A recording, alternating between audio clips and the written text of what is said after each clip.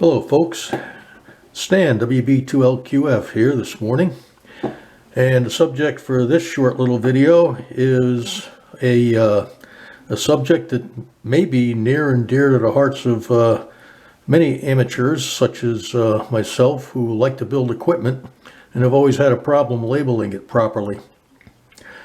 I was licensed in 1963 as a young kid, and back then, excuse me, you know, a black magic marker on a bare chassis was about all I could afford, all I knew how to do. And then a little later, I got a little richer, a little wiser, and I found this thing called a Dymo label maker. It looked like a gun, and you loaded it with tape, and you turned the knob to select the letters you want. You could actually make a stick-on label. Oh, that was big stuff back then. Then along came the computer age, and I used to print stuff out on pieces of paper, and first I taped it, and then I'd glue it, and then I figured out a way to stick it on and put like a what do you call it, one of these clear coatings on it, but it still looked kind of crummy. Sometimes the edges weren't exactly straight, and had a white background or a black background because, you know, you couldn't get rid of the paper. So here we are in 2020, February 2020, and I found out about something which apparently a lot of other people in the world have known about for quite some time, and I just learned about it. It's this. It's called Waterslide inkjet decal paper. It comes in either a white background or a clear background. You would use a dark background for or a white background if you're going to do something on a dark object, and you can use the clear background if it's a lighter color. So I've got this little project. It's an amplifier, a homemade junk box amplifier. It's a subject of another one of my videos. It's already published out there, and I'd like to put some labels on it. So I'm going to walk through this process today, and perhaps it might appeal to someone else who likes to go out and build their own equipment and would like to find a better way to label it. Okay, now the first thing you're going to need is a computer, and you're going to need an inkjet printer. Now I also found out that if you happen to have a laser printer, you can use this paper with a laser printer. Actually, you have to buy a version of it that says laser printer on Amazon. I found out that from this company they're the same price. I also found out from doing a Google search that inkjet tends to be brighter if you're going to use a lot of colors than laser. The advantage of laser, however, is that you don't have to spray it with a clear acrylic and wait for it to dry for 24 hours like you do with the inkjet. So depending on whatever equipment you have, just know that you're covered.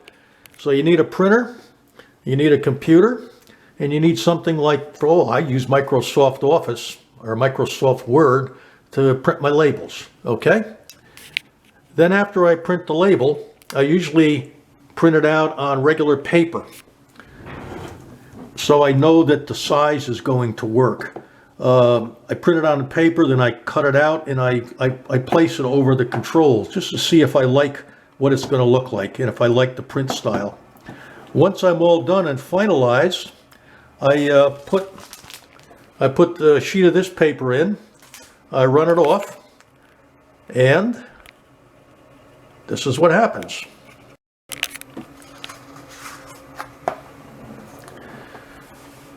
Okay, this is what I got. This is, well, it used to be an 8.5 by 11 sheet. You get 10 of them for $7.99 on Amazon. I cut a piece of it off there, but there's two sides to it. You print on the shiny side, and you can't confuse it because it's a matte color and it's got other stuff on it. All right, you print on the shiny side, and then you have to spray it with a clear acrylic. I use Krylon. It's called clear acrylic, high gloss clear acrylic. That was about $7.99 for a can of that. at the local hobby shop too. And you let it dry for 24 hours.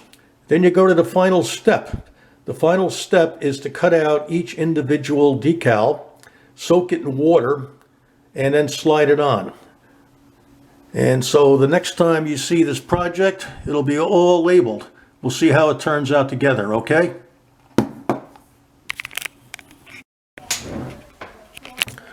Okay, back with you folks.